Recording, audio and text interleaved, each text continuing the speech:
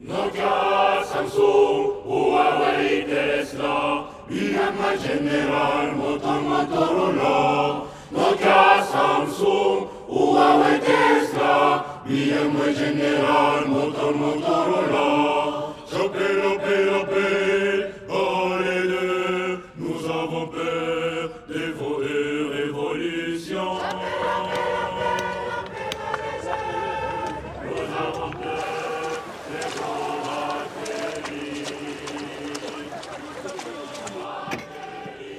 En République démocratique du Congo, ils sont des milliers à être les chevilles ouvrières d'une révolution en marche. Ils creusent pour trouver un minerai que le marché mondial s'arrache, le cobalt. À l'autre bout du monde, grâce à ce métal nécessaire aux batteries, l'industrie construit, assemble et commercialise les voitures électriques. Dans la course contre le changement climatique, le cobalt est une des clés pour rouler sans polluer. Mais à quel prix ?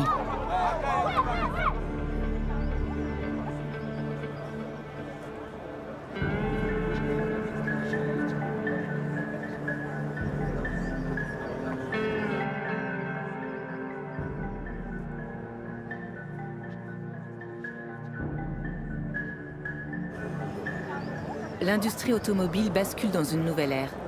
Volkswagen, Renault, BMW, Volvo, toutes les grandes marques sont en train de passer à l'électrique. Un avenir prometteur lorsqu'on sait qu'en Europe, les voitures à combustion et le transport routier sont responsables de près d'un quart des émissions de gaz à effet de serre. Also Volkswagen hat in Summe 1,2 Milliarden Euro hier in den Standort investiert. Und das galt insbesondere für die 6 super tollen Autos, die wir hier angelaufen lassen haben. Und dann wurde alles angefasst und jetzt sind wir 100% elektrisch hier unterwegs. Wir bauen 100% elektrische Autos hier. À partir de 2035, la vente de véhicules à combustion sera interdite au sein de l'Union européenne. Une décision qui affecte toute la chaîne de production du secteur. If you want to achieve the climate neutrality in 30 years, we need to use all the technologies which are available. We are now undisputed number one if it comes to investment into the battery sector. So we are super hot zone for investment into the batteries. It means that currently we have 70 projects ongoing. We have more than 120 billion euros of investment over the last 3 years, which is 3.5 times more than the money invested in China in the same sector, and that we are going to create a lot of jobs and, as I said, completely new industry. En Europe, la majorité des batteries reposent sur la technologie NMC, nickel manganèse cobalt, qui permettent aux véhicules de rouler environ 400 km sur une seule charge. En plus du lithium, de manganèse et de nickel, ces batteries contiennent environ 10 kg d'un métal stratégique, le cobalt. If you look at the average high capacity battery cell, the sort of thing used in Tesla or Volkswagen ID3, most of it is nickel. Nickel is what gives the battery its extremely high range. Cobalt's effectively the safety mechanism. So you put a little bit of cobalt in your battery, and that means that you won't have battery fires and your cells will remain stable under extreme duress. The vast majority of cobalt comes from the Democratic Republic of Congo. And that's essentially because there isn't really anywhere else in the world which has the same grades or mineralogy for cobalt as the Congo.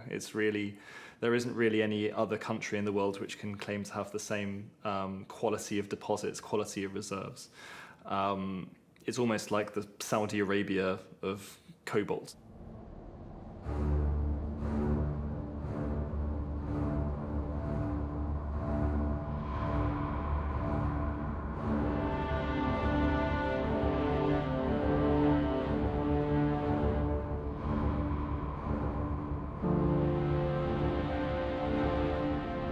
Congo has been blessed or cursed, depending on how one looks at it, with extraordinary geological mineral wealth.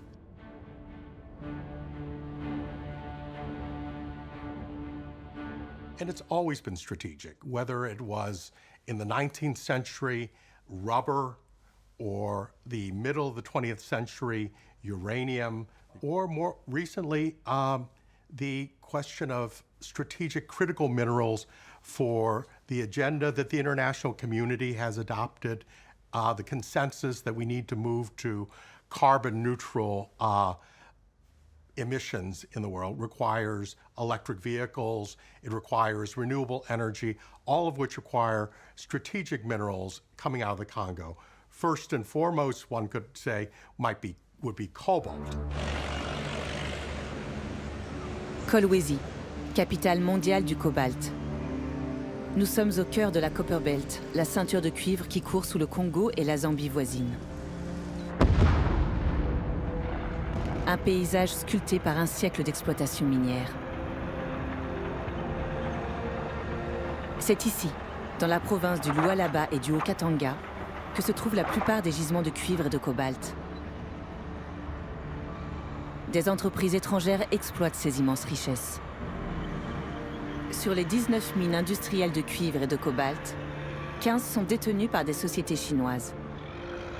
Elles se partagent cette manne avec le géant suisse Glencore, qui détient 2 des mines les plus productives au monde, ou encore avec la société Eurasian Resource Group. Cobalt is transported normally by truck down to South Africa. It's loaded on ships in Durban, and then it's shipped from Durban to China, where it's processed into battery chemicals, and from there it ends up in the wider supply chain. Right now, global demand for cobalt is in the region of 140,000 tons, 150 maybe, but we're expecting that to rise to 250 in the next 5 years. You know, there's a lot of new demand which is going to come onto the market, and we're going to need to find supply for it. Le cobalt peut aller au-delà de 70 000 $ la tonne sur le marché mondial. Minerai qui coexiste dans les gisements de cuivre, il a aiguisé l'appétit des sociétés minières depuis l'explosion du marché des batteries il y a 10 ans. Celles-ci ne cessent de grignoter des terres, aux grandes dames des habitants, dont la plupart vivent avec moins de 2 $ par jour.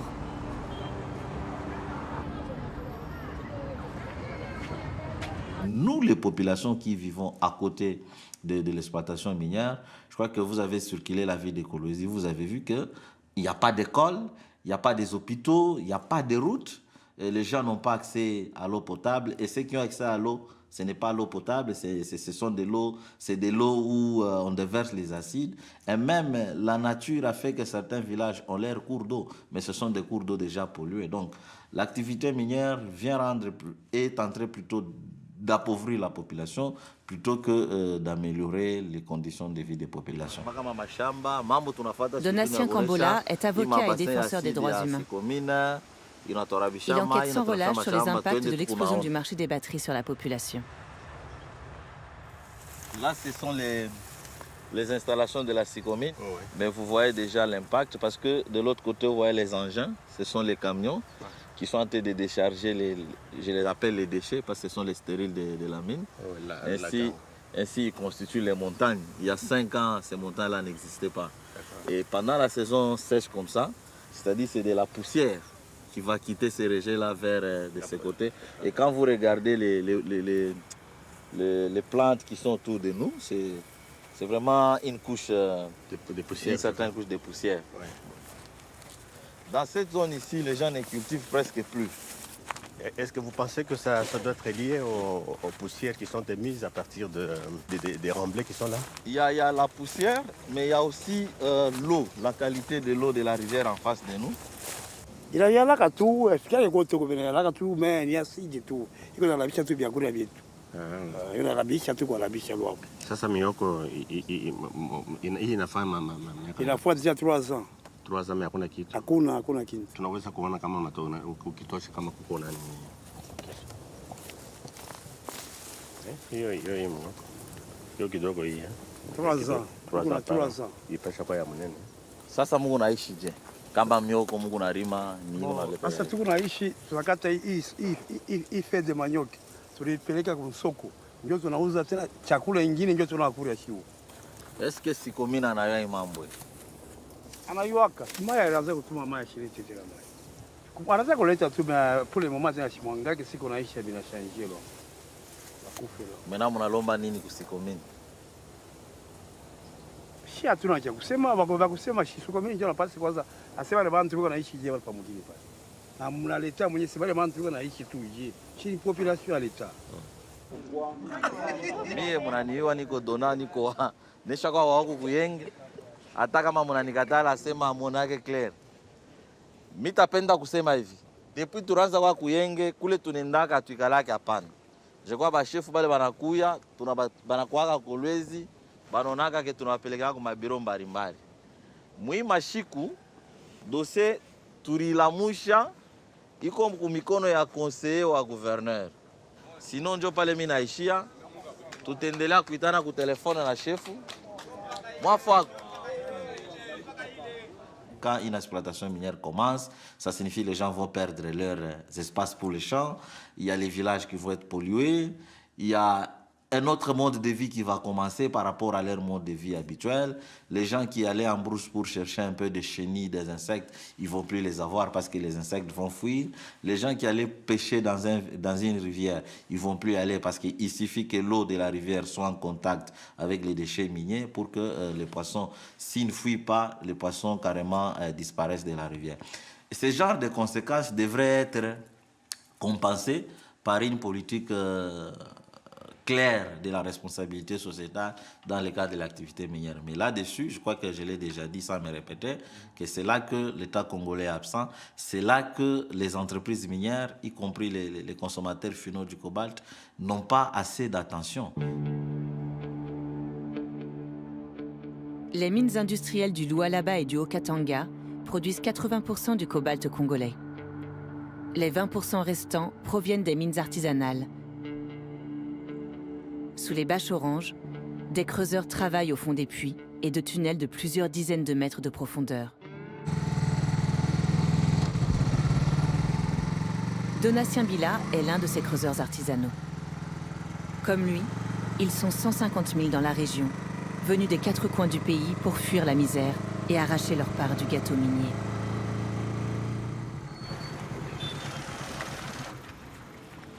Vie compliqué ngana kin na boulot na bando sala bengani ngana musala leba bengani ngana musala de famille réclamer nga koto balibite oko souffrir kuna te na bando futela bandaku ko moyen na futela bandaku ana sale kufi de famille bisinga ke yaka na Kolwezi cobalt ezari ba minerais ali oko se retrouver ndenge na e awa na se retrouver na za creuseur na Kamilombe de première fois na nga agrésage.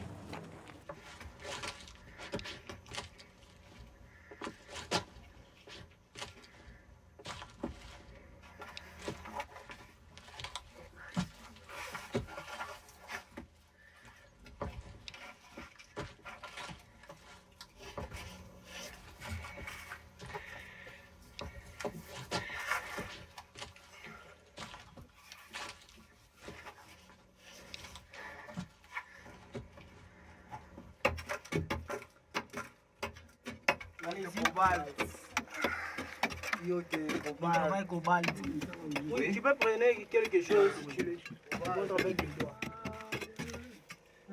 Voilà, c'est ça.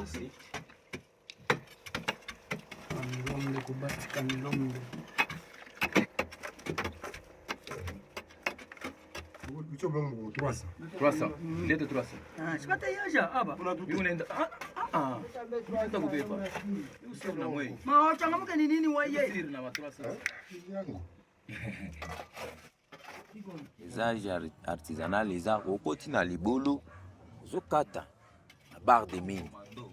Rekokata, tobimi, basalizer bazali, bakokita, bazozo basak, bamatissant likolo. N'habitez pas comprendre. Biso to kata to china basak, to étaler ango, etikali, tomati. Basalizer bae, bazui, sac moko bamatissant likolo. Après, toke na mai, basokoli yango pa ba mama. Tu futi bato mai, tu futi basalizer et après tu es na maison tu teki. Abanda ki ko banga po sata na kufwa. Bala liboso wana seki na tremble basekaki nga mabe. Sekaki nga mabe. Bala liboso wana basekaki nga mabe baseki ngai na tremble. Ti nazo tremble boye mais tellement souffrance na kotikaka. Te maka mwa mbali pona kitaka ebandeli wana azolenga.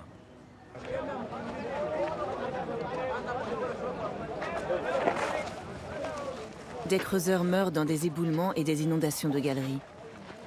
Mais des milliers de familles dépendent des miettes de cobalt que l'État et l'industrie leur permettent d'exploiter sur des terres qui leur appartiennent. Un moyen d'acheter la paix sociale.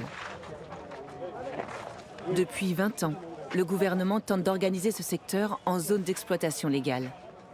La loi les oblige désormais à rejoindre des coopératives. Mais ces structures sont en fait très hiérarchisées et les creuseurs n'ont pas de part ni de voix au chapitre quand il s'agit de la gestion de leurs mines.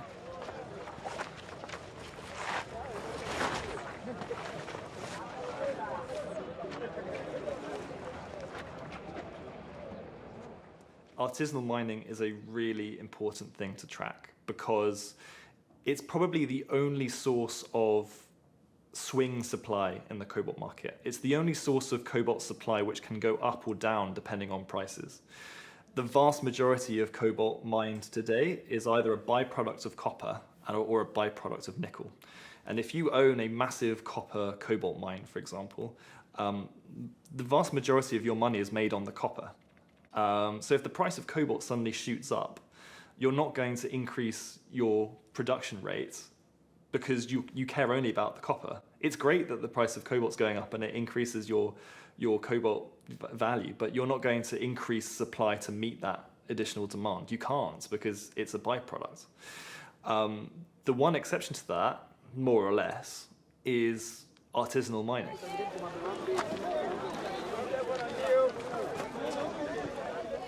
Ça c'est des vrais cobalt. La production ya libulu na ngai ceux qui tosali tongo tipo quoi tozosala 350 colis. 350. Sac avec le vrai balance. Les sacs ça pèse 20 kilos avec les Chinois et vont casser. Ils vont tricher les balances pour mettre 10 kilos, de 20 à 10. Mais normalement c'est 20 kilos. Metorex aina bien parce que okokende pas mutu mususu utakuta métotenaire ingine il est le même produit comme ça ana foko bengana bango parce que bango bazobimisa balance tenaire bien te produit bazozo yango ya kozwa eza comme ya bango na makasi na bango mena di bébé bazozo bango moko eza net azofutelo transport ya zui akei yo okei ozolela osali mosala ebele pour ne pas se retrouver.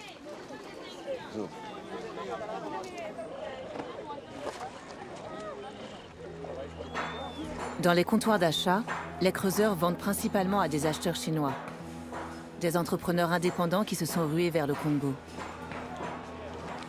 Ils effectuent une première transformation du minerai avant de l'exporter vers les fonderies.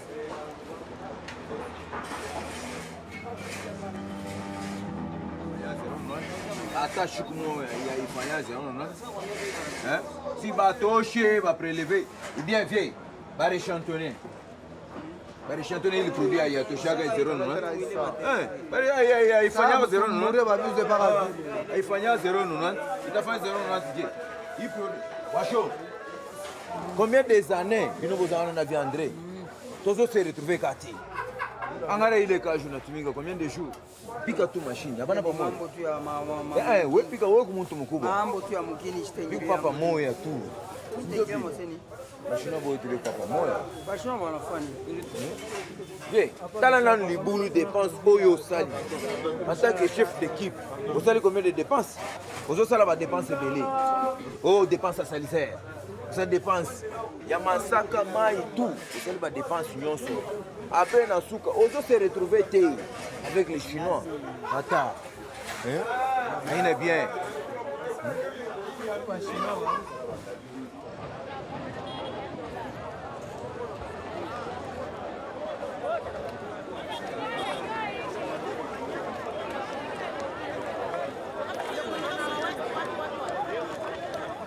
Tutabeba, tunapopola. Kama tunapopola hivi, ona hivi. Tunaona hivi inaonekana hii noir. Deja tunaiwa sema humu mko cobalt. Sio wakati nimetoka, naona kama telefoni tuyue. Tunasikia mpaka vile.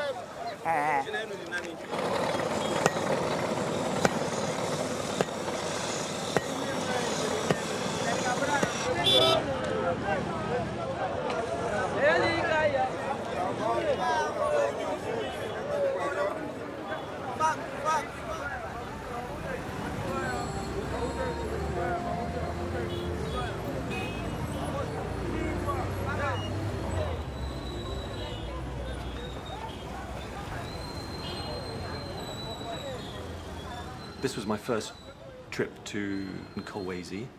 What struck me most was just how the whole city was built around the mining industry.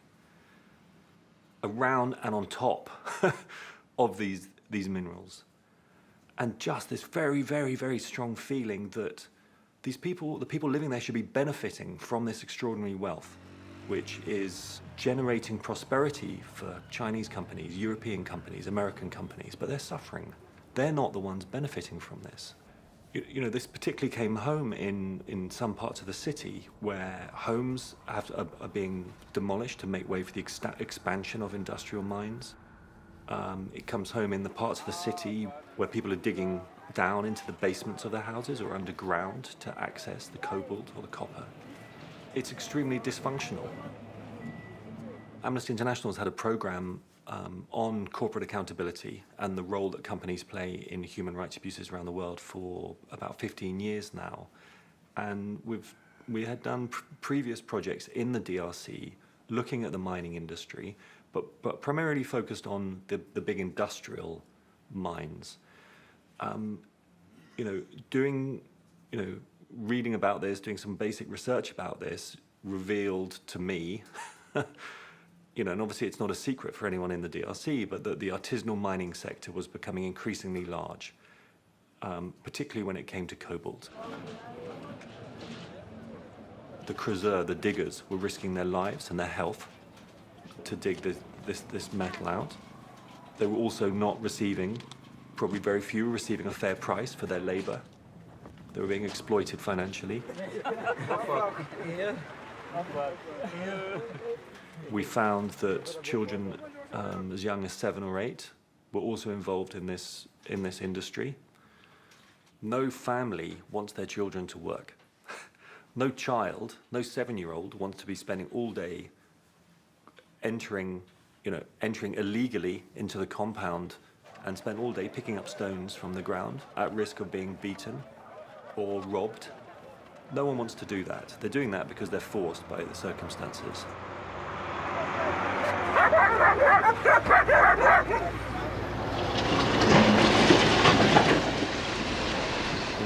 That's how they eat that day. That's how they're able to afford, a small amount for school fees.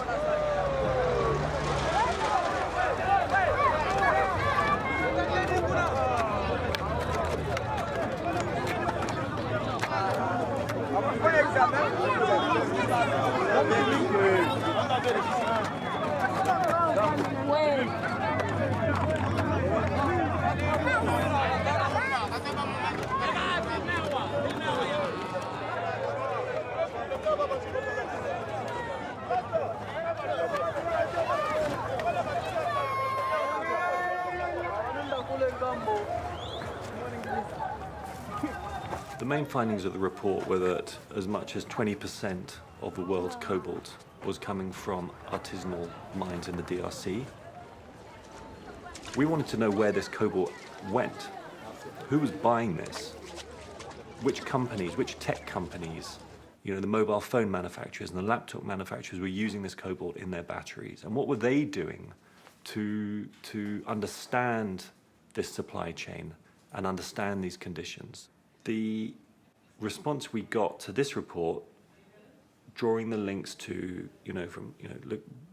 child labor, artisanal mining, the cobalt industry, linking these mines to these famous brands, had a massive media pickup. much more than we were expecting. No company, car manufacturer, or other end consumer of cobalt wants to be labeled as benefiting from child labor. It's terrible publicity. It hurts share value.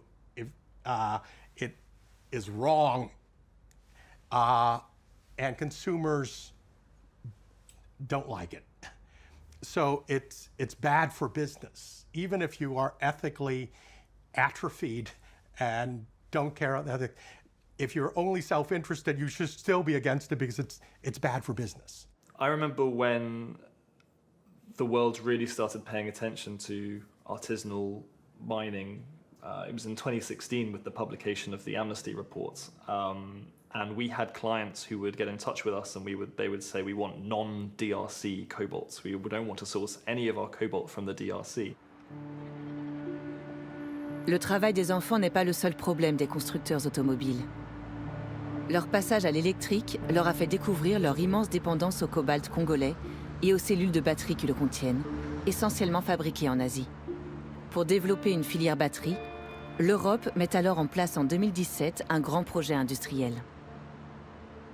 If you want to make sure that Europe will also in the future produce the best, but also this time most sustainable cars, you cannot simply do it if you import battery from somewhere else without that traceability, without respecting all the standards, without making sure that the carbon footprint is low as possible. And therefore we started with the European Battery Alliance, and therefore we are doing this, I would say, fantastic catching up with China. So it was a bit of a late start because we didn't simply in the car industry perceived 3-4 years ago that electromobility will be here so soon now, but it's totally different story right now. This is actually not only good for Europe and good for tackling the climate change, but there are very clear benefits for the local communities in the form of new jobs, new investment possibilities, and clear commitment that everything has to be done 100% sustainable. L'Europe n'assurait que 3% de la production mondiale de batteries. Pour rattraper son retard, elle prévoit de construire une trentaine de giga-usines d'ici 2035 et ainsi produire 25% de l'offre mondiale. En Suède, des hectares de forêt ont laissé place à cette nouvelle technologie. Le Suédois Northvolt installe une giga-usine, première du genre pour un groupe européen qui ambitionne de concurrencer les producteurs asiatiques. Northvolt was founded almost 5 years ago by Peter Carlson, a Swedish guy, and Paolo Cirutti, an Italian guy. They found each other working for Tesla. Being European, both of them, they then obviously start to look towards Europe, which is a part of the world where we have 20-something million vehicles produced every year. We have 13-14 million people working in this industry. And if you believe the hypothesis that all of these cars that we produce are going to go electric, not having batteries produced at scale is always going to be a critical thing for Europe. And that was sort of the premise for how the idea of Northvolt came about. So they moved back to Europe and started Northvolt towards late 2016. As a company, we brought in more than $6.5 billion of investments. We've been fortunate to have a lot of the well-established car manufacturers on board from an early stage. BMW was perhaps the first one in 2018. Volkswagen is a big both customer and investor in Northvolt. And most recently, we announced a joint venture together with Volvo Cars with the aim to build another one of these gigafactories. En quête de souveraineté, l'Europe encourage la multiplication des projets miniers afin d'alimenter les nouvelles usines de batteries. Pour le cobalt, c'est en Suède, en Norvège et surtout en Finlande que des réserves ont été identifiées. 2 mines de nickel et de cobalt sont actuellement actives dans ce pays. 7 autres projets sont en développement. Vantant ces dizaines de gisements de minerais pour batteries, la Finlande a ouvert d'immenses portions de cette terre à l'exploration minière.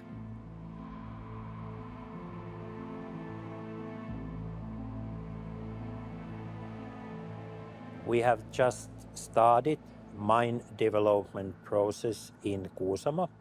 That area has been thoroughly investigated by a former state company and then another company after that since early 90s. So there's a lot of material that has been drilled from that area, and we have also done some drilling. It's promising. At this moment, the current deposit would do a good, profitable mine. The International Energy Association estimates that we need about 20 times more cobalt to the world market that we have now. No, Finland cannot and will not provide that all. We can provide some of that part, but it's very important for example, a car manufacturer to have possibilities. The traceability is going to be the European answer to the China-dominated production when it comes to cobalt. La Finlande est le seul membre de l'Union européenne dont le sol contient tous les minerais nécessaires à la fabrication de batteries.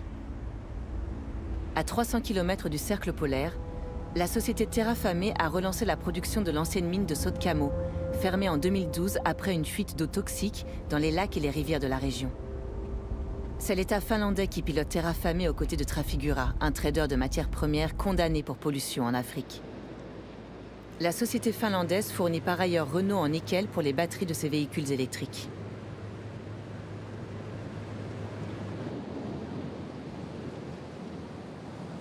Many people in Europe have absolutely wrong view on the mining activities. People still see, the miners with headlights and physical kind of working, risky working.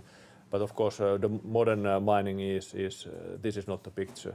What we produce here in Terrafame is the battery chemicals. So it's a nickel sulfate and cobalt sulfate that we produce from the raw materials that we mine ourselves. So we have a mining, bioleaching, and then we produce further into the battery chemicals. If you look at cobalt, the production capacity is 7,400 tons battery-grade cobalt sulfate, again for battery application, and which is roughly for 300,000 electrical vehicles per annum. The contract with Renault, so it covers almost 1/3 of our production capacity. But what is the main thing from our perspective is that now we jointly with Renault are building a supply chain from all the way from mining activities to battery chemicals, cathode materials, battery cells to the car manufacturing that is sustainable. And so we have of course, being in European Union, we have of course a lot of focus that environmental matters are in taken care in a proper manner. Human rights, labor rights are in a good order. La Commission européenne prévoit, elle, d'avoir au moins 30 millions de véhicules électriques sur ses routes d'ici à 2030. Rien que pour le cobalt, il faudrait 10 projets comme Terrafame pour y parvenir. I think the boom in exploration in Europe is certainly a reflection of the higher prices that we have now. They are going to run into the issues of the quality of the reserves. You know, I've seen mining projects which have boasted about having 0.08% cobalt in their ore grade. In the Congo, some cobalt reserves can be as high as like 3 or 4% cobalt. You know, for artisanal sources, certainly. In the Congo, some artisanal mine sites have such high cobalt that you can sort of pick up a rock and it has sort of a slight blue-green tint, and you can tell it contains like 10% cobalt. You're not going to get that anywhere in Europe. Coût d'exploitation élevé, teneur faible, l'Europe ne sera jamais un Eldorado du cobalt. Il y a un secteur où elle peut en revanche peser. Le recyclage. Il pourrait fournir jusqu'à 10% du cobalt mondial d'ici 10 ans. La société Umicore, née de l'ancienne Union minière belge, est pionnière sur ce marché. Elle affirme pouvoir recycler à terme la quasi-totalité du cobalt des batteries. We started with battery recycling, with recycling of mobile phone batteries, but knowing that electric vehicles would be just a matter of time.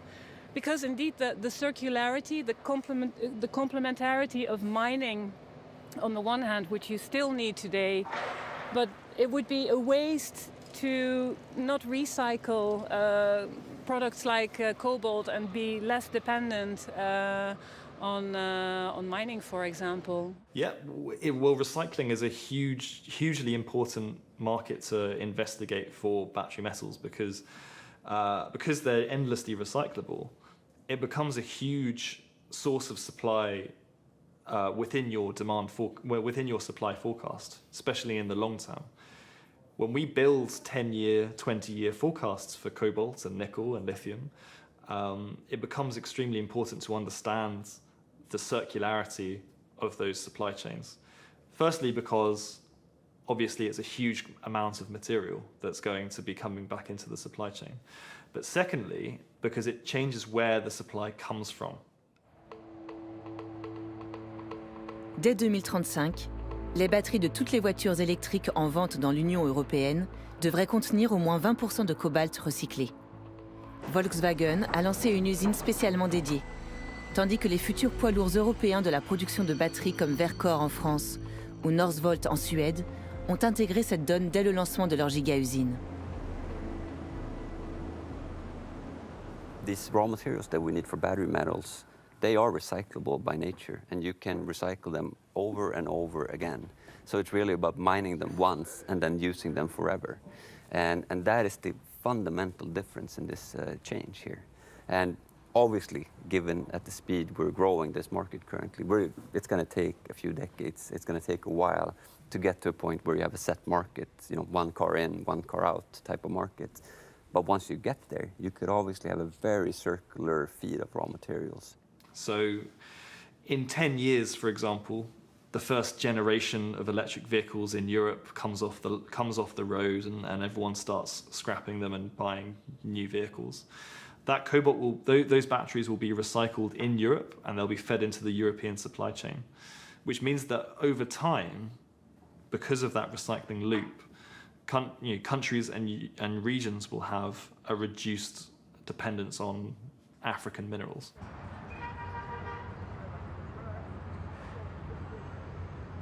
À la suite du rapport d'Amnesty International de 2016, les acteurs du secteur minier ont été contraints d'assainir leur chaîne d'approvisionnement.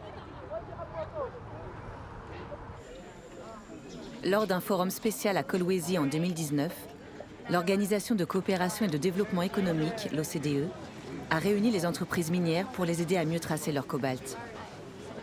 Sa solution ? Le devoir de diligence raisonnable. We represent the largest companies in the world that have a common vision to ensure that the minerals and metal sourcing is responsible and contributes positively to social and economic development globally. Due diligence is a process whereby companies are supposed to map their supply chains or other business relationships and operations and identify in what ways those business relationships or supply chains might be linked to human rights abuses. And if that means going all the way to the point of extraction, then so be it. And the fact that we and others have exposed, a range of human rights abuses at the mines means that they absolutely should go back and map and understand that risk. Due diligence also involves mitigating those risks. So it's not just a question of understanding what's going on, but also mitigating them, because it's a means to an end, and the end is preventing human rights abuses. Pour savoir d'où vient leur cobalt et dans quelles conditions il est extrait, les entreprises s'offrent le service de sociétés spécialisées. RCS Global en est une. Elle audite des mines industrielles et tente d'établir des programmes de diligence raisonnables dans quelques mines artisanales. For decades, there have been a lot of conversations around how to improve artisanal mining. Not much has actually been achieved in that regard, right? Now, in reality, though, child labor is not the only risk, like I said. The most prevalent risk on ASM sites, so on artisanal and small-scale mining sites, by far is working conditions. At the moment, we're at 8 cobalt ASM sites. That is the target to scale to 12 by the end of next year. You're absolutely right to say that it isn't every artisanal and small-scale mine site, of course, in the Congo. The reason for that is that you have around about 2 million artisanal miners in the country. If I look at the overall program in the DRC, there's around about 33,000 miners that are actually under monitoring from the Better Mining program. If you take all the miners from all the different mine sites into consideration, right? You drive incremental improvement. You cannot in any way improve every single site at the same speed, at the same time. Un des 8 sites miniers de RCS Global coche toutes les cases de la diligence raisonnable. C'est la mine pilote de Kassoulou, en plein centre-ville de Kolwezi. En 2014, Kassoulou est un quartier où un habitant découvre un filon de cobalt.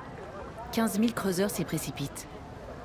Alors, pour éviter au quartier de s'effondrer, le gouvernement provincial exproprie les habitants, sécurise le site et le clôture pour empêcher les enfants d'entrer.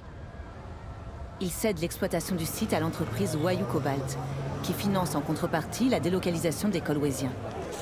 La société chinoise laisse alors des coopératives de creuseurs artisanaux faire l'extraction, puis leur achète ensuite leur production.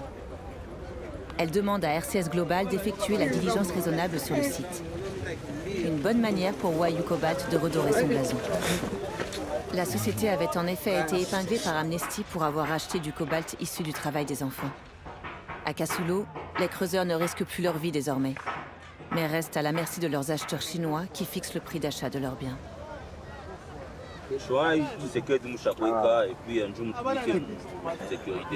Moi dépenser hata makuta ngapi juu ya kuweka pesa 350 400,000 donc kimoya hivi kimoya kukipika hivi kisegedi kimoya tupike tushuke chini hivi tunadepensera pra 200,000 francs jo tunadepensera tunapokola tunauza bien mabash manini pour que ne bishuke chini mpaka kabinengera B3. Donc déjà ni 400 et quelques 500,000 njo munatilize kinashuka. Coopérative yana miapuyaka na makutanga. Coopérative akukalake kintu ni mufunani bo ni mayaji paka vile beko mukirima. Mwazake muna apatia kuganye kule tunaganye ba ni kuishi tu kwa bukari na ukurie ko tu na utembe ko muntu akona saa shikalake uchafu ashibake ashikalake mwiji njo tunatumikia au sino asese kaji abia tukupatia ama tumu avantage la shitu tuna udezo na fabo ma ufa projet akintu biku nguvu donc ile amwa ufanye ekonomia nguvu sana njo uishi tena. Dans ce nouveau marché de la diligence raisonnable, des entreprises comme RCS Global ont acquis un pouvoir énorme. Mais comment, face à des mines artisanales en mouvement perpétuel et à une chaîne d'approvisionnement complexe, assurer une véritable traçabilité? Wie ich schon gesagt habe, kauft der Volkswagen-Konzern ja selbst kein Kobalt aktuell ein, sondern wir bekommen das Material über die Lieferketten unserer Zelllieferanten. Und hier identifizieren wir eben über Audits und über Mapping-Audits mit einem unabhängigen Dienstleister die Lieferkette bis hinein in den Kongo. Und es ist aktuell eben so, dass wir diese Audits ja nur einmal im Jahr durchführen können und deswegen nie eine 100%ige Sicherheit haben, ob nicht doch zum Beispiel Kleinbergbaumaterial bei uns in den Lieferketten landet. Wenn wir das identifizieren, handeln wir sofort und fordern die Lieferanten auf, diese Quellen nicht mehr zu akzeptieren. Die Kobalt-Lieferkette für uns, wenn wir die Batteriezellen kaufen, ist sehr intransparent, weil wir eben viele Lieferkettenschritte entfernt sind vom Bergbau direkt und die Lieferketten-Zwischenpartner oft zum Beispiel in China sitzen, wo wir nicht genau wissen, wie auch unter den Lieferanten gehandelt wird. Und man sich natürlich auch vorstellen muss, dass eine Lieferkette ist nichts Statisches, sondern Unternehmen ändern natürlich auch ihre Lieferanten und Sublieferanten, was wir ja auch wollen, um vielleicht die besten Preise zum Beispiel zu erzielen. Und deswegen ist das relativ undurchsichtig, weil es einfach so viele Lieferkettenpartner gibt. Und gleichzeitig ändert sich das ständig, wodurch auch die Dunkelheit sozusagen bleibt. China is essentially a black box in a lot of ways. You can see raw materials going into China and you can track what comes out of China, but actually understanding the framework of who buys and sells what inside of China is extremely challenging. That's especially true for cobalt as well, because you could have very, very good quality industrial cobalt, which is genuine, sort of non-artisanal, traceable. But if it's sold to a refinery in China, which is also purchasing other sources of cobalt, it's very difficult to separate all of those. You have to, if you've signed an agreement with a Chinese refinery, you basically have to take it on faith that they're going to keep those streams separate, and that's a very difficult thing to do. There are different ways in which the downstream companies try to dodge their responsibility.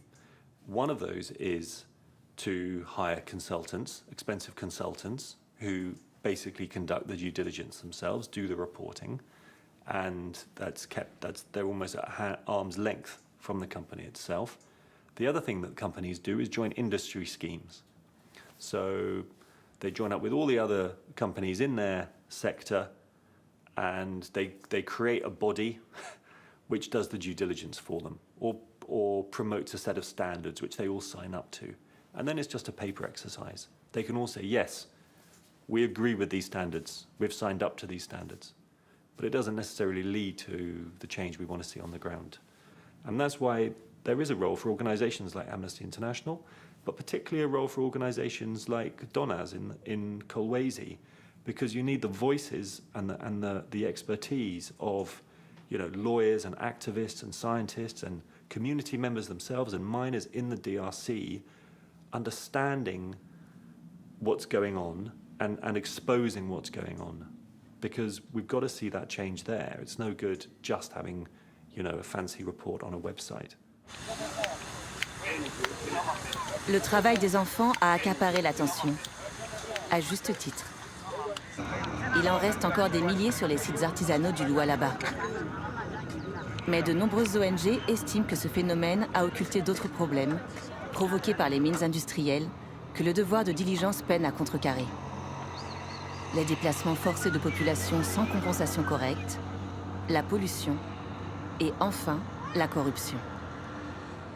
Les entreprises qui sont les dominants dans le secteur automobile ont quand même quelque part une réticence à aborder cette thématique. À titre d'exemple, on a eu des forums où nous abordons justement cette question d'approvisionnement responsable en minerais, organisée par l'organisation, par l'OCDE. Quand on veut organiser un panel pour aborder la thématique de la corruption, on ne trouve aucun représentant du secteur automobile qui a envie de s'asseoir à côté de moi pour représenter le point de vue du secteur. Donc on voit qu'il y a cette réticence, quelque part ce tabou, de mettre cette question-là sur la table, parce qu'on sait que c'est un problème qui en fait touche une énorme partie de la chaîne d'approvisionnement du cobalt.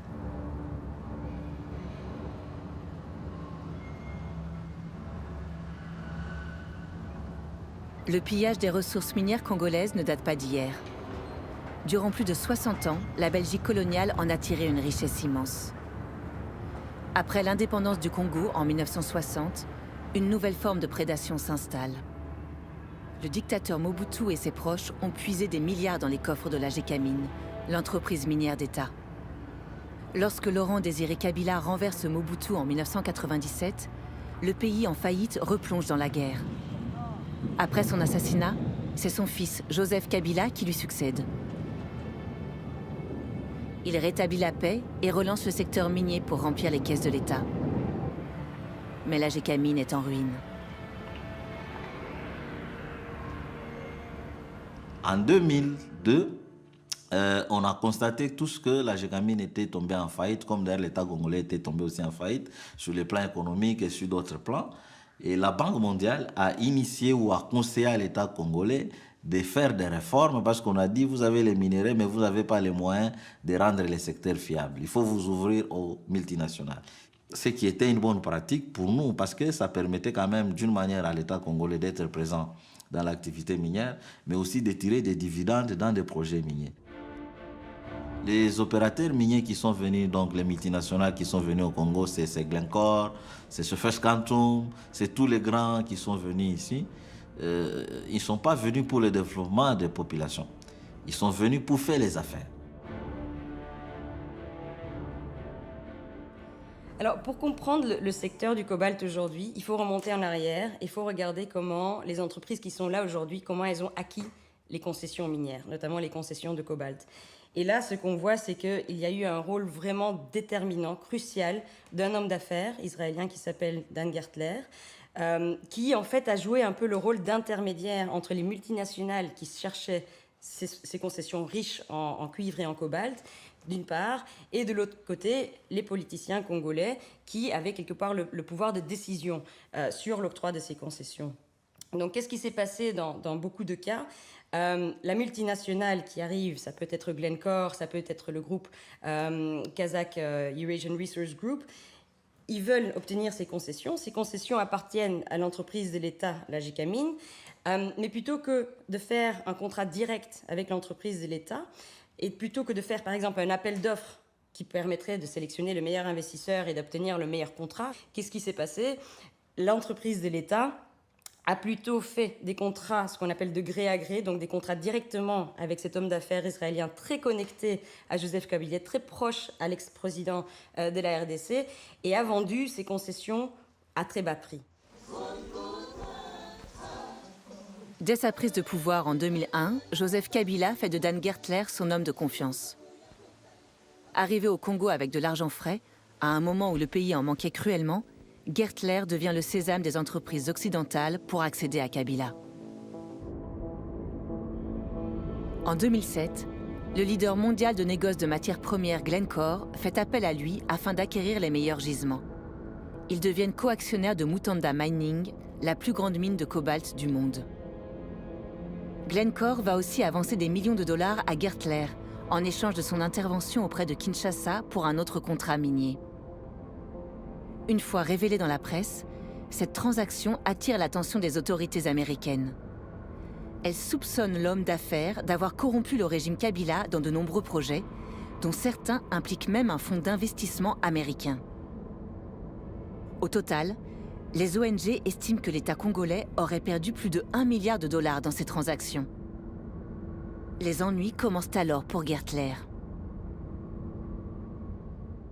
And so, as a result of this, he was placed under the sanctions, and other actors were also placed, certain high officers of the Kabila regime, and others as well. But certainly he is was the largest target in terms of value of the assets he controlled.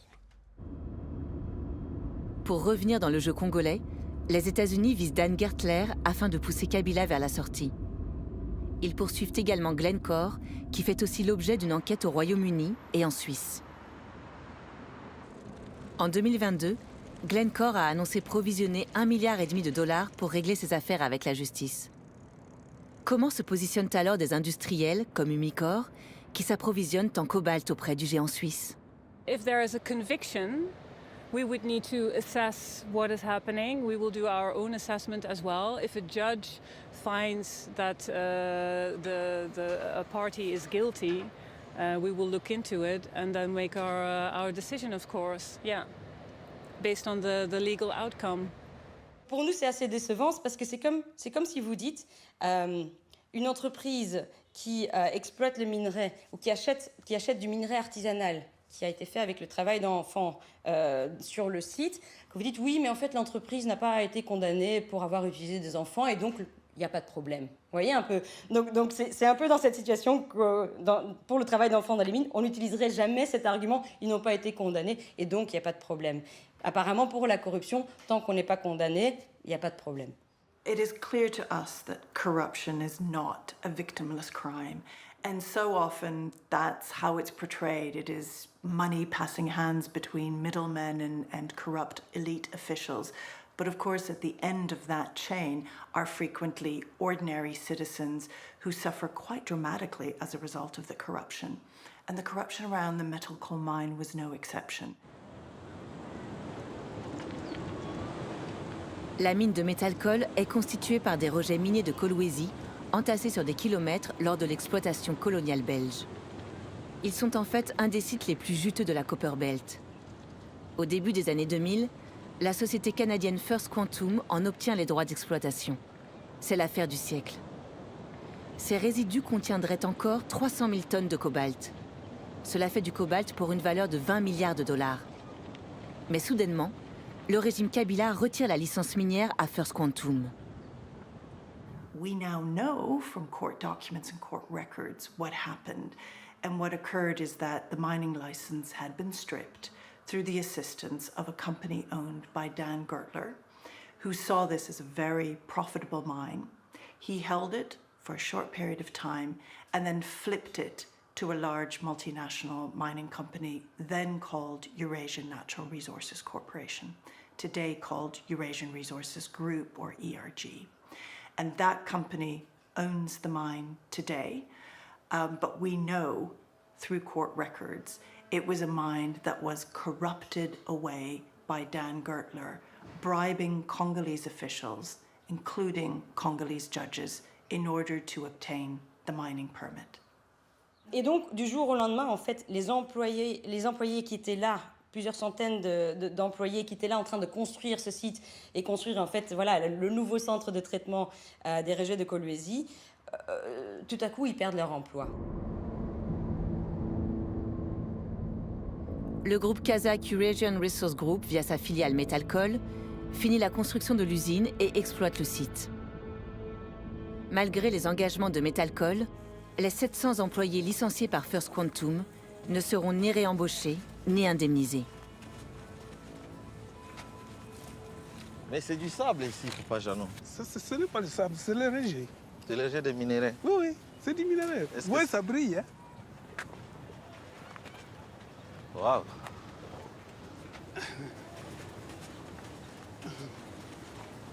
Ah oui. Ici, ça, c'est le désert. Oui, ici, c'est le désert. Donc, maintenant, il part ici, Metalcoal. Où est-ce que Metalcoal tire les... Metalcoal tire les rejets à partir de là. C'est une grande distance, non? Oui, oui. Ça va jusqu'à... Après le fumet que nous voyons, devant le fumet là-bas, c'est par là où Metalcoal a commencé à récupérer les rejets. On va arriver jusqu'ici.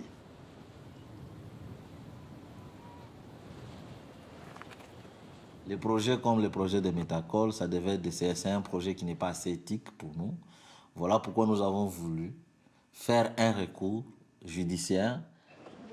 C'est un appel à la conscience collective, c'est-à-dire de toutes les parties prenantes, aux consommateurs finaux, aux ONG internationales, aux multinationales, de comprendre que on ne peut pas se contenter de consommer, d'exploiter et de consommer le cobalt sans regarder les trains de vie des populations qui participent à l'extraction de ces minéraux-là. J'espère qu'à travers cette cause, à travers cet engagement, nous aurons sensibilisé tous les autres parties prenantes sur les vrais problèmes qui gangrènent les secteurs du cuivre et du cobalt, plutôt que de se focaliser sur la question de l'enfant dans les mines. Je nie pas que c'est un problème, mais ce n'est pas le plus grand problème du secteur. Hapa chez huku tribunal. Munachunga nini? Arranger le dossier. Sasa ni watatukumbuka ile makosa yetu ya. Arranger ni kusema nini? Kutengenesha. Kutengeneza ndio seni. Hii namna yako hii kutengeneza seni. Unatafuta nini? Mimi natafuta makuta yangu ile barikataka ku dossier yangu. Ile makuta barikatalaka chimi jinga ule baturipe makuta yetu diku wanaanza kutulipa na 600 francs. Ile 600,000 wanaanza kutukabri. Eske ndio wanalipaka pension ya mtu. Kajiranzo nileta makuta kuripia kwa batoto ku masomo, mi mwenyewe hospital, mi shina na hospital. Seke ni mangaiko ya nguvu. Iraanza kunisaidia ako na kupeleka ko dimu kumisa. Mimi nashindwa na kupeleka dimu. tapata kazi wapi? Mi sina. Lakini banakuwa kutusimamisha na kutuacha mumpepo sa bantu bamoya abakupitaki hata kuile kazi. Imeacha mumpepo ndio useni. Banetuacha mumpepo, c'est-à-dire banetuona bule. Maintenant ile tuko na chunga hapa sasa ni hii procès iko ku tribunal.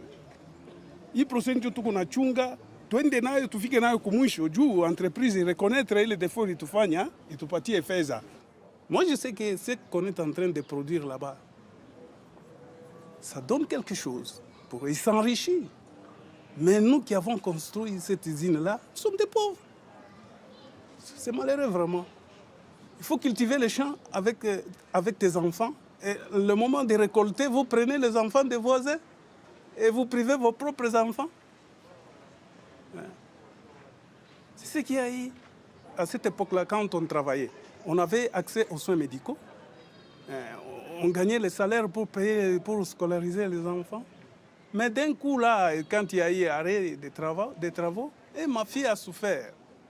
Quand elle a souffert, alors j'ai fait par tous les moyens pour aller à l'hôpital, là où on se soignait. Là. On a refusé. Vous n'avez pas le droit de venir ici.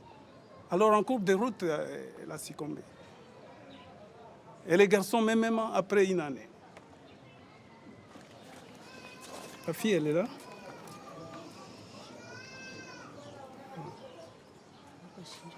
Elle s'appelait Marthe. Oui. Elle était souffrante de la malaria. Il est là. Comment est-ce qu'il s'appelait? Il s'appelait René. René. Oui. Donc lui, qu'est-ce qui lui est arrivé? Lui, auparavant, c'était la malaria et la fièvre jaune. La fièvre jaune. Il est décédé aussi. Il avait 8 ans.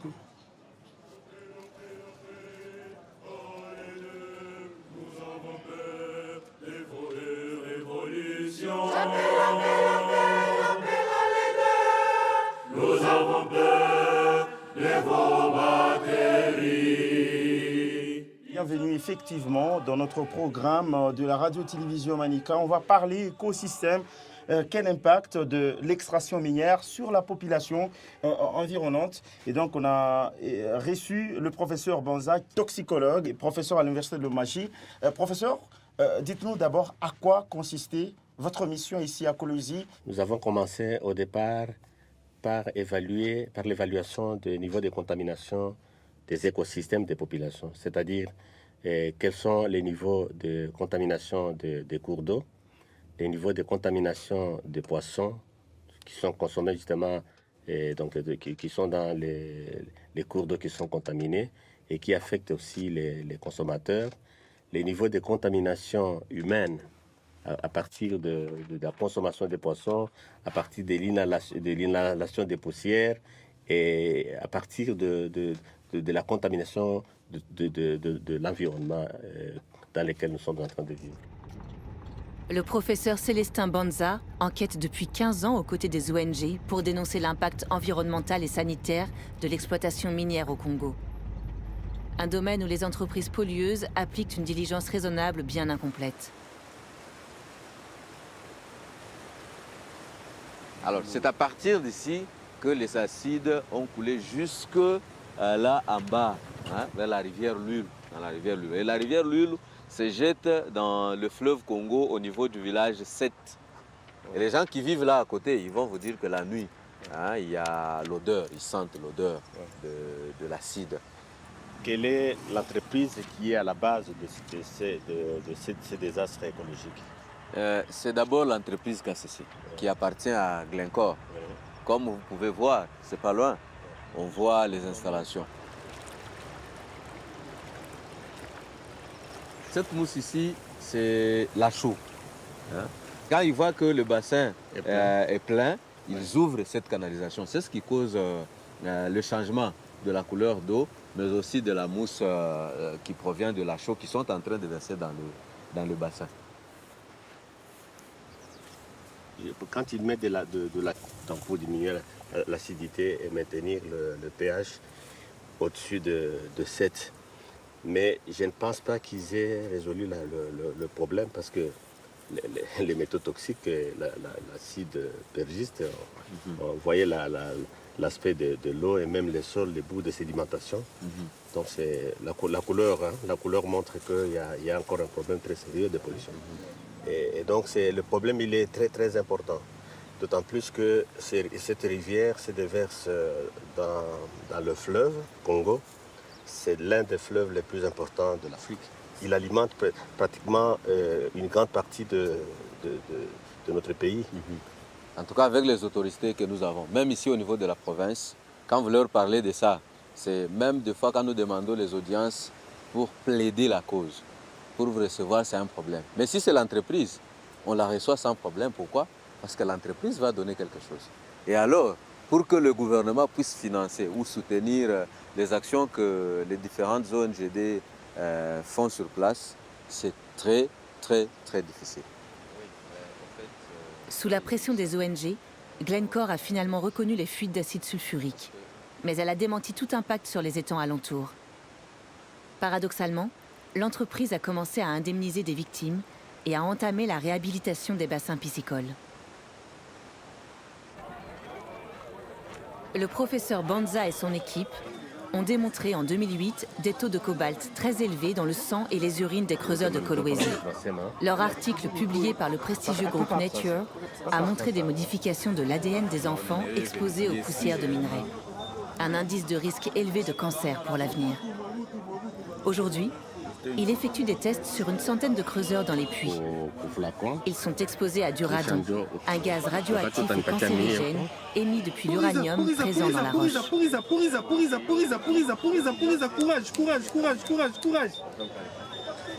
Manake hii makazi tunakuwa kufanya ni ya kusaidia population, ndio kusema mweye wakati mko natumika makazi hii mnatumika mko mapusiere. Sasa ile mapusiere iko naingia mu mapumo. Wakati inaingia mu mapumo inaleta kikozi, magonjwa kwa chana ya mapumo. Bon, hii ya nani ya pumo? Ya pumo maana yake ya pumo ni paka leo hii unaiona ma resulta. Inachana na ya mikoyo na damu inapenza paka tuende Lubumbashi ndio kwa maana tuko na njika na nani na jina na matelefoni. Si on ne gère pas correctement la pollution telle que c'est fait actuellement, ça sera un problème. Ça sera un problème parce que les rivières sont pratiquement détruites. La plupart des rivières de la province du Grand Katanga, par exemple, du Grand Katanga, sont déjà affectées par la pollution. Et pas seulement ici au Katanga, nous avons vu ça au Kivu, c'est la même chose, et presque à travers tout le pays, là où il y a l'extraction des ressources minérales, il y a ce problème-là. Et donc, c'est réellement, si on ne fait pas attention, le pays risque d'être un scandale à la fois écologique et toxicologique.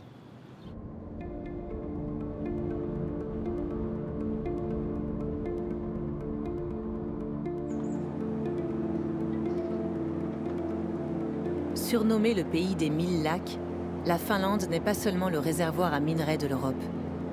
C'est aussi l'une de ses premières sources d'eau douce. Un patrimoine menacé pour les Finlandais qui s'inquiètent des effets de l'exploitation minière sur l'environnement. En effet, en 2012, 1000 hectares de rivières et de lacs ont été détruits par une fuite d'eau toxique provenant de la mine de Sotkamo, détenue alors par la société Talvivaara. Sous la pression populaire, l'État avait fermé la mine avant de relancer l'exploitation via la société Terrafame. 10 ans plus tard, des victimes de la catastrophe espèrent toujours être indemnisées. Miltä se vaikuttaa tuo järven tila?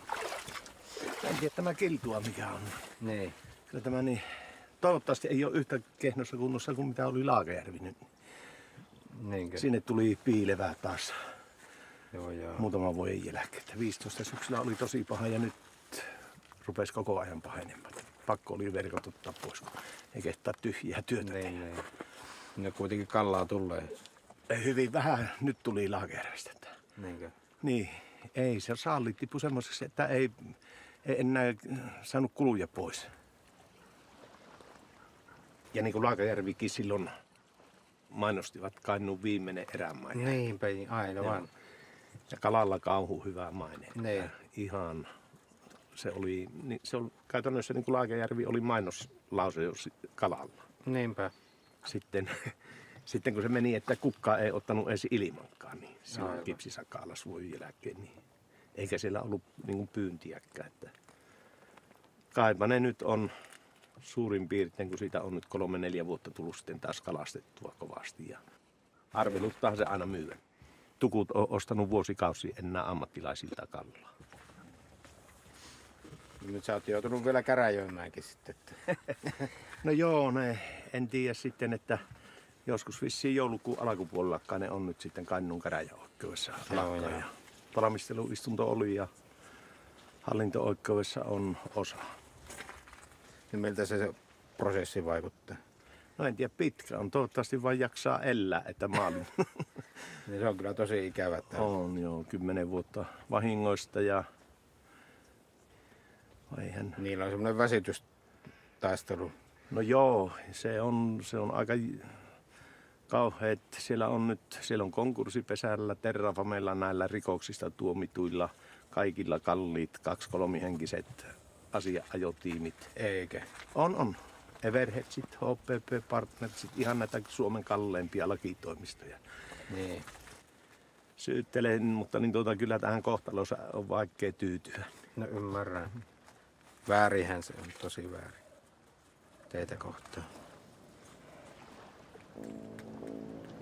Remo Tervonen a perdu son procès, malgré les rapports d'expertise fournis à la justice pour prouver les conséquences de la pollution sur sa source de revenus, les poissons du lac. Faute de moyens, lui et 8 autres victimes ne feront pas appel. Militant écologiste, Mika Floyd a enquêté sur la catastrophe de 2012. Révolté par la négligence des anciens propriétaires de la mine, il fait partie des activistes qui ont réclamé sa fermeture. We were concerned about the Terrafame. At that time it was called Talvivaara mine. We were concerned about its impact to the waters. And they stated that it's a bioleaching and the most environmental friendly mine in the world. And they don't release any wastewater, etc. Those were the marketing lines to the local politicians and regional politicians and people, that why they should support this huge mine.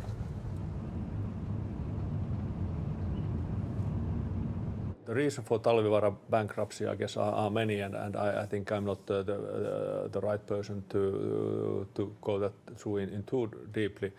But the basic setting, in a way, the ideas when they invested to the site have now proven to be the right ones. They did miss some very important elements like water treatment. So all the rainwater that is raining in this area and touches the ore or the rock needs to be collected and purified before it can be discharged back to the nature. And these kind of facilities they did not plan originally, unfortunately. So that must have been one of the reasons that they did find into the problems with water. And the first thing we did was that we built a central water treatment plant. This is a known best available technology, central water treatment plant, as well as then a discharge pipeline from the central water treatment plant all the way to the big water ways, and we started to purify the water so that we can, when it's raining heavily, it doesn't impact, it doesn't in a way disturb the production. We purify the water and release it. Bioleaching, which is a technology that they invested and built here, was not operating steadily during their time. So we have done a lot of further development to make it work in a stable manner, but the basic ideas are the same as they had. Mika Floyd se méfie du discours de l'industrie, tout comme Jari Natunen, géochimiste et président de l'association Mining Watch Finland. Ensemble, ils surveillent les abords de la mine exploitée par Terrafame. se vaahtoa, että siinä on niin kuin kalkkia siinä käytetty näiden metallien saastamiseen. Joo. Niin se vaahtoo sen takia. Ja tässä oli iso vuoto. Aivan. Ja tässä on tämä sedimentti on saastunut ja vesi on huonolaatusta, että niin sedimentti on hyvä tästä saa. Siinä näkyy semmoinen musta kerros, että siinä on noita haitta-aineita. Vähän noita roskia pois. Että siinä nyt näkyy vähän kerroksia ja että todennäköisesti siinä veden mukana tulee. Eli tuolla ylhäällä oli putkirikko. Siellä on tämä sivukivialueen jätevesiallas, jossa on hyvin saastunutta vettä.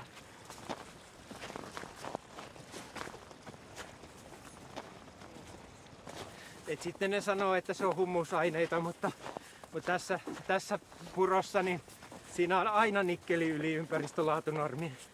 Ja todennäköisesti kadmium kanssa, että ne on moninkertaisia sitä, mitä saisi luontoon laskea.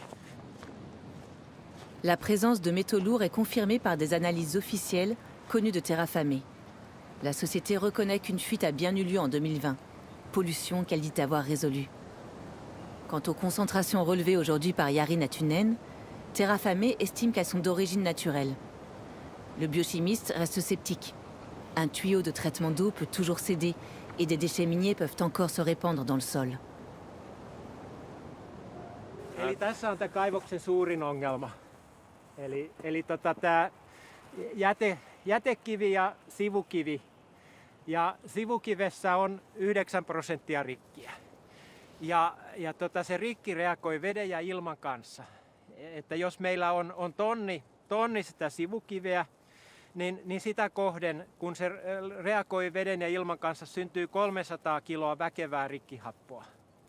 Ja se jatkuu tuhansia vuosia niin kauan kuin sitä kiveä on siellä. Ja tässä kaivoksen kannattajat sanoo, että ei saa olla nimby, not in my backyard, ei mun takapihalle. Niin mä nyt haluaisin kysyä, että kuka haluaa takapihalleen 300 kiloa tämmöisen ongelmajätekaatopaikan, joka sitten tuhoaisi sitä ympäristöä ja saastuttaa sen, että se nyt on vaan laitonta ja sellaista ei saisi tehdä. Näinpä. Ja sitten jos me ajatellaan tätä sähköautoa, kobolttia ja nikkeliä, niin se tarkoittaa sitä, että täällä joka vuosi yhtä sähköauton akun nikkelimäärää kohden syntyy 50 tonnia tätä vaarallista jätettä. 50 tonnia yhtä sähköauton akun nikkelimäärää kohden. Ja haluaisiko se autonostaja tämän ongelmajätteen niin kuin sitten takapihalleen sen auton kanssa? Dans le sud-est de la Finlande, près du lac Saimaa, le plus grand lac du pays, 10 permis de prospection minière ont été délivrés en moins de 2 ans. Les habitants s'inquiètent pour l'avenir de leur région très touristique et de ses nombreuses zones naturelles classées Natura 2000. Ja sitten mitä tapahtuu järvelle, jolla on tämmöinen kohtalo? Niin, täällä ei pysty elämään enää mikään laji. Ja se kierto loppuu, koska kaikki painuu sinne pohjaan. Niin, aivan. Tänne on nyt nämä saostuneet ainekset laskeutunut tuonne pohjaan ja kirkastanut veden. Ja se, että miksi tekee joku paikka valkoisen, niin epäilen vaan, että se on joku myrkkyvaikutus sitten. Joo.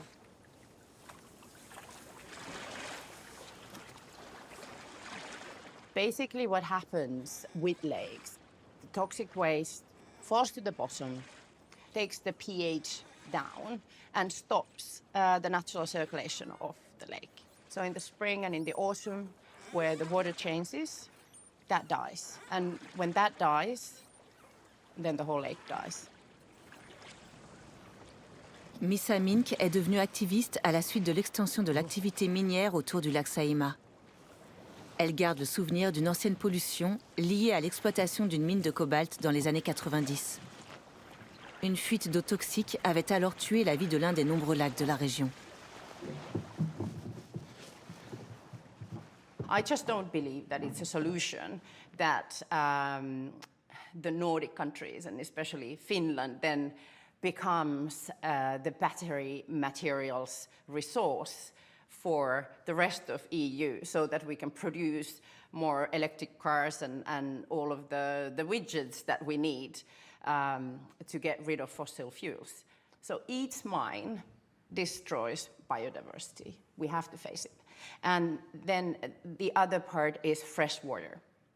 So there needs to be much bigger thought put into this and a long-term strategy. You know, how are the humans going to survive on this planet? We are going to need fresh water. And Finland has more fresh water resources than probably any other country in Europe. Ei Suomessa ole yhtään suljetun kierron kaivosta. Jos se lähtökohta kaivoksille on se, että edes osa niistä myrkyistä lasketaan meidän vesistöihin, niin sitten voidaan miettiä, että miltä tämä maa näyttää 100 tai 200 vuoden päästä. Et nythän ennustetaan, että näiden akkumateriaalien kysynnän pitää 30-kertaistua vuoteen 2040 mennessä, jos me halutaan päästä Pariisin sopimuksen mukaisiin päästötavoitteisiin. Niin se on aika hurja luku. Et Suomessa on tällä hetkellä 9 metallimalmikaivosta, niin sitä voi ihan lyhyellä matikalla siitä laskea, että miltä se sitten näyttää vuonna 2040, jos meistä tulee Euroopan malmiaitta. EU haluaa vähentää riippuvuutta Kongosta tuodusta ja Kiinasta tuoduista materiaalivirroista, mikä on tietysti ihan oikein, koska toki siellä se tilanne on vielä pahempi varmasti niin kuin vastuullisuuden suhteen. Ja tämä oli se syy, miksi me pantiin vireille sitten kaivostoiminnalle rajat lakialoite. Suuri kiitos siitä. Ja viime yönä päästiin siihen 50 000 rajaan. Eli tämä lakialoite tullaan käsittelemään eduskunnassa. Jee! Itke meidän järvi, itke meidän järvi, itke meidän itkettäessä, itke meidän itkettäessä. Luulet kuuksi vietäväksi, luulet kuuksi vietäväksi, päiväksi otettavaksi, päiväksi otettavaksi. Itke meidän järvi, itke meidän järvi, itke meidän itkettäessä, itke meidän itkettäessä. Kyllä kaivos vuotaa. It's in the interest of the planet for people to be driving electric vehicles. If you're going to get a car, well, I would say get a bike. But if you want to get a car, get an electric car rather than a diesel or petrol-powered one in the interest of the planet and future generations. That's fine, but if you do that, ask the car maker, what goes into your battery? What are you doing to make sure that the mining that pulls out the metals that goes into that battery, what are you doing to make sure that's not harmful, that that's not harming the people of the DRC or other countries where this mining takes place? Au Congo, le nouveau président Félix Tshisekedi a succédé à Kabila en 2018. Il a promis la renégociation des contrats miniers, mais le processus s'éternise et la population ne bénéficie toujours pas des richesses de son propre pays. En attendant, les minerais congolais et ceux du monde entier vont continuer à nourrir les centaines de millions de voitures électriques prévues sur nos routes. Mais partout sur la planète, des voix s'élèvent. Activistes, avocats, scientifiques enquêtent et s'organisent face à l'industrie minière. Le monde politique ne peut plus ignorer leurs paroles. Nous avons peur des révolutions. avons peur de vos batteries. Batteries, batteries, batteries, batteries, batteries, batteries, batteries, batteries. Nokia, Samsung, Huawei, Tesla, VMware, General, Motorola. Nokia, Samsung, Huawei, Tesla, VMware, General, Motorola. J'appelle, allez deux, nous avons peur de vos révolutions.